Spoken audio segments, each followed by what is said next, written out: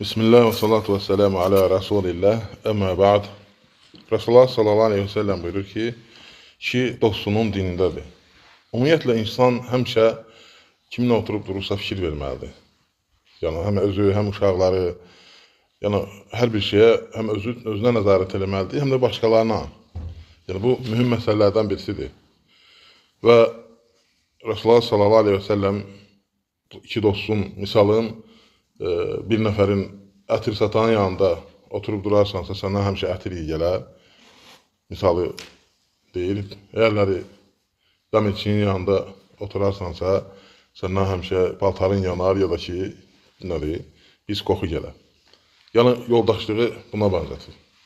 Və həmçinin insan hər bir məsələdə, istəyir əxlaqi məsələdə, istəyir ticarət məsələsində, istəyir din məsələsində, istəyir uşaqları, məsələn, kimin oturub durur, həmişə fikir vermək lazımdır. Çünki insana təsir edir.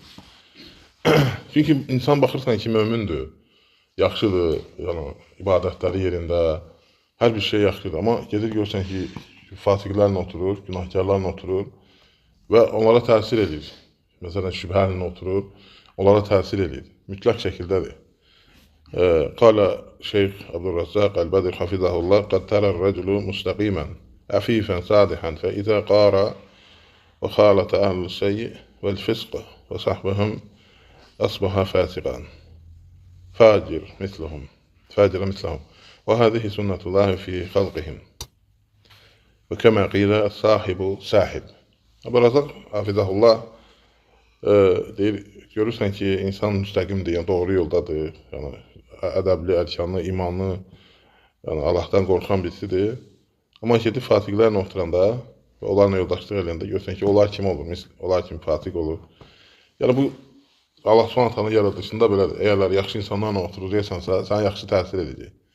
Əxlaqıva da, əqidəvə də, yolva da, hər bir şeyə. Əgərləri pislərlə oturacaqsansa, sənə də o pis xasiyyətindən, əxlaqından, əqidəsindən sənə təsir edəcək.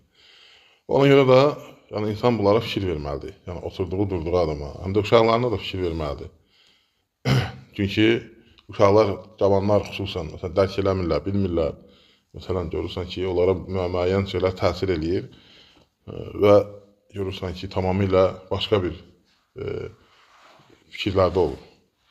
Başqa bir əxlaqda olur.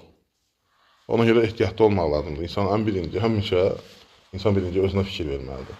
Resulullah sallallahu aleyhi ve sellem da bunu deyir ki, insan özün və həmçinin ayət, yəni insan özün və ailəsin oddan qorumalıdır və özünə fikir verməlidir. Allah Subhanahu taala bizi islah eləsin, Allah qəlblərimizi açsın, Allah bizi doğru yola yönətsin, Allah bizi şərdən, şər əhlindən qorusun, Allah Subhanahu taala bütün müsəlmanlara kömək olsun, Allah ölkəmizi qorusun, bütün şərdən, fitnədən, şər əhlindən, Allah taala düşmənlərimizi məhv eləsin.